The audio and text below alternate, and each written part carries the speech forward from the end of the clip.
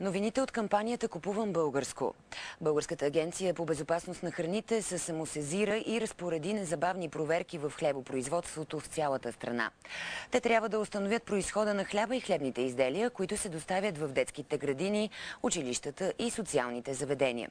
Проверките на агенцията по храните станаха факт след обществената дискусия за проблемите в бранша, която БНТ2 започна чрез кампанията си "Купувам българско". В момента в детските градини и училищата хляб се доставя само след спечелена обществена поръчка. Според браншовата организация на българските хлебопроизводители обаче, голяма част от доставките в учебните заведения се извършват от нелегални фирми. Затова от Агенцията по храните започват масови проверки.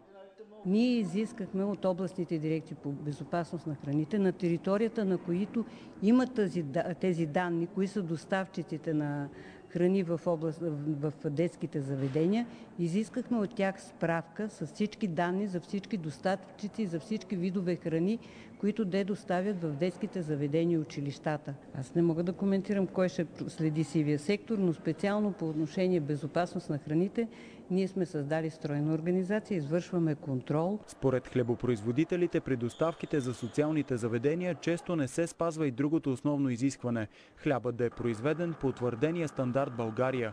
Очаква се проверките на Агенцията по храните да установят има ли в действителност такива нередности. При нашите проверки, които сме извършили, също не сме откривали фрапиращи нарушения при хлебопроизводителите или при търговците на хляб. На фона на над 1000 сигнала, получени миналата година по отношение безопасност на храни, сигналите, които сме получили за качество, за безопасност на хляб и хлебни изделия е сравнително малък. От Агенцията по храните заявиха, че контролът, който осъществяват в момента, е достатъчно строг.